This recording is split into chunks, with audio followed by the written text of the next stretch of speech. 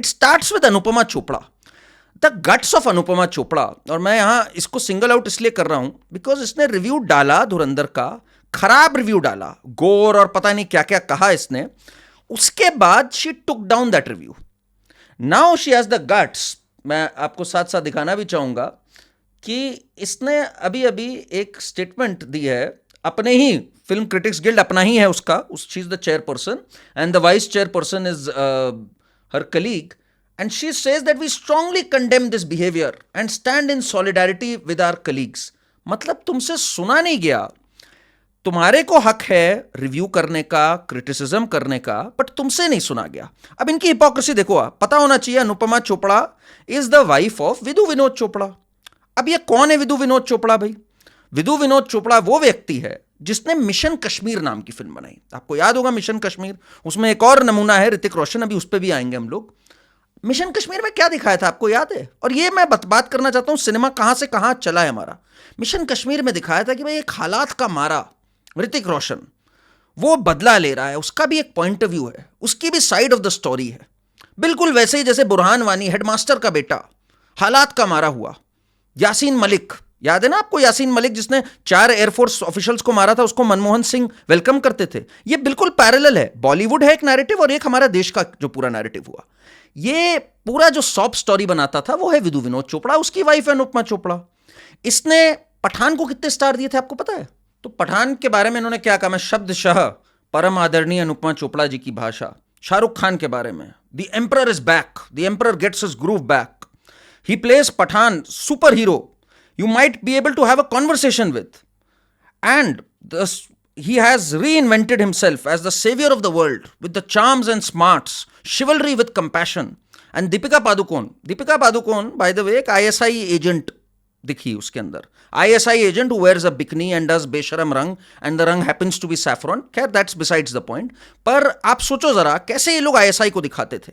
और टाइगर जिंदा है, एक था टाइगर कि भाई रॉ और ISI मिलकर ऑपरेशंस करते हैं।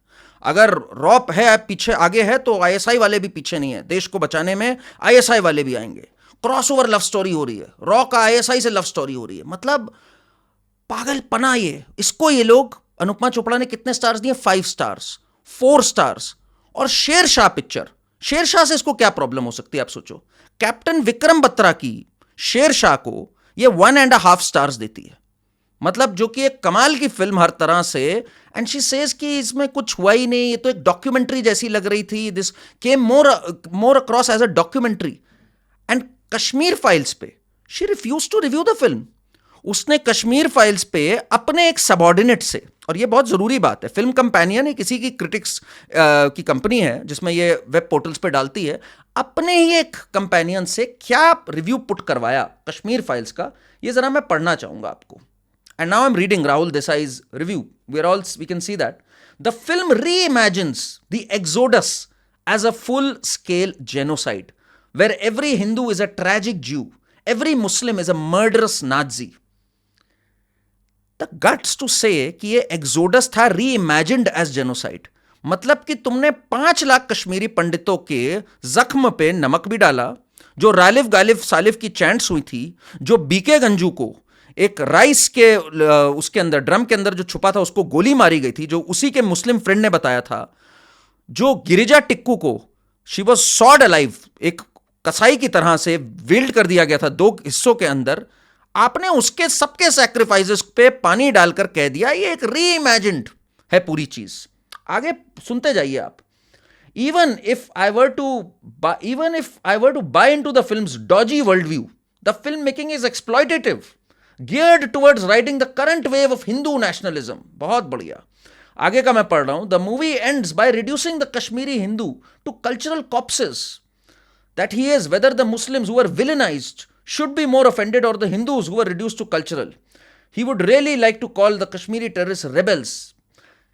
ये जो पूरा इनकी जो मंडली थी, ये आज की बात नहीं है, ये मैं अब इसकी हिस्ट्री में जाना चाहता हूं जरा।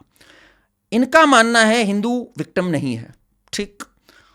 आतंक का कोई धर्म नहीं होता, बात सही कह रहे हैं, आतंक का कोई धर्म नहीं होता, और इस पिक्चर ने क्लियर बता दिया, क्योंकि आतंक का एक मजहब होता है और इस्लामिक आतंकवाद, और मैं डंके की चोट पे ये बात कह रहा हूं, इस्लामिक आतंकवाद बिगेस्ट थ्रेट है हमारी दुनिया को, और हर आतंकवादी कहीं ना कहीं पाकिस्तान से लिंक्ड होता है। ये दो बातें जो धुरंधर ने डंके की चोट पे कही है, वो बॉलीवुड की इस मंडली को हजम नहीं हो रही है।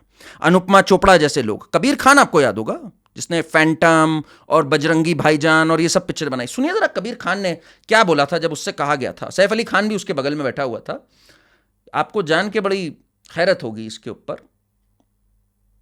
ये देखिए। क्यों बोला आपने एंटी पाकिस्तान? आप Pakistan anti in the sense कि आप टेररिज्म की बात कर रहे हैं, तो आप समझती हैं terrorism represents Pakistan? No, Pakistan की हमने बात की है कि इसमें जितने भी टेररिस्ट दिखा वो पाकिस्तानी, चाहे हाफिज सईद को हम नहीं, तो टेररिस्ट मैं आपसे वही सवाल पूछ रहा हूं, तो आपके जहन में terrorist is equal to Pakistan, या पाकिस्तान में और भी बाशिंदे रहते हैं? नहीं, मेरा कहने का मतलब आप हैं कहाँ? आप मैं थोड़ा इधर की तरफ, बैक साइड। जी। इसमें पाकिस्तान की ही बात हुई है, तो सैफ हमेशा पाकिस्तान पे फिल्में कर रहे हैं, तो इनके रिलेटिव्स का क्या रिएक्शन होता है, मैं ये जानना चाह रही हूँ। No, I'm telling you, any of my relatives, I spoke to actually one relative recently, and he said that he doesn't like films that are bashing Pakistan, you know. And I don't think any of us like films that are bashing Pakistan. Well, Saif Ali Khan, we don't know about you. I definitely like films that bash the living hell out of Pakistan. क्योंकि पाकिस्तान एक आतंकी state है, ये खुद मानते हैं वो। मतलब तुम्हारे में हिम्मत नहीं मानने की। परवेज मुशर्रफ ने कहा हमने आतंकवाद को भाई पूरी तरह, दे आर हीरोज, जो कश्मीर में आतंक कर रहे थे, they are heroes. Parvez Musharraf की स्टेटमेंट है ये, नवाज शरीफ की स्टेटमेंट है 26/11 के बारे में। एंड यही इस पिक्चर की खूबसूरती है धुरंधर की। धुरंधर ने साफ साफ सामने रख दिया किस तरह से 26/11, देखिए 26/11 ना एक पिविटल मोमेंट है मेरी भी लाइफ में है पर्सनली। आई रिमेंबर मेरा जो इंटरेस्ट आया पॉलिटिक्स की तरफ, कमेंट्री की तरफ, मेरा आया 26/11 के बाद। नजर आ रहा है, थैंक गॉड अजमल कसाब पकड़ा गया। अगर तुकाराम ओमले जी ने पकड़ा ना होता अजमल कसाब को, इन्होंने हिंदू आतंकवाद जड़ दिया था वहां पर। एक चीज दिखती है उसके बाद, ये 26/11 को मुश्किल से 15 दिन बाद महेश भट्ट और दिग्विजय सिंह जैसे लोग 26/11 आरएसएस की साजिश बोल देते हैं। इमेजिन करिए इनकी हिम्मत कहां से आती है। इस पिक्चर में साफ साफ हैंडलर और टेररिस्ट की ऑडियो टेप्स सुनाई गई हैं। सबको पता है पाकिस्तान शामिल है, पाकिस्तान का सब कुछ है इसके अंदर। उसके बाद इनकी हिम्मत है यह कहने की कि पाकिस्तान से मत जोड़ो इसको।